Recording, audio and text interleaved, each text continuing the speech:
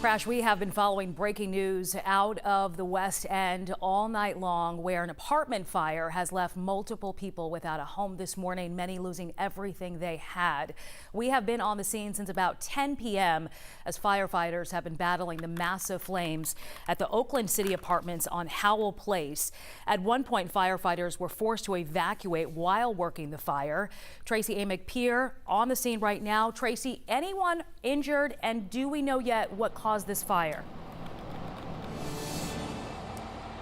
No to both of those questions. Now, right now, firefighters are still on the scene putting out hot spots. You can see the ladder extended behind me there on top of the roof of this building, spraying down water. Now, one of those hot spots actually flared up just about 15 minutes ago. Now, take a look. This is video from last night. Now, the fire department says 8 apartments in all were damaged, some almost completely destroyed.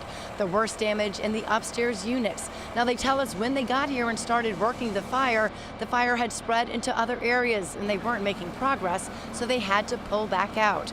Now, when it was over, people who lived here, like Marion Anderson, told us they had lost everything in the fire. I'm a single parent with 4 boys. That's all we had, everything we had. And we done lost it all of it. Everybody done lost everything. I'm glad everybody made it out. My daughter, my grandkids, we came over here, to make sure everything all right. Now, while the official cause of the fire is still under investigation, some of the neighbors we spoke to told 11 Alive that they are convinced it was caused by this tree that fell earlier in the day and knocked out their power. Now, thankfully, there were no injuries reported, and we've heard so far that the Red Cross is assisting those who lost everything in this fire.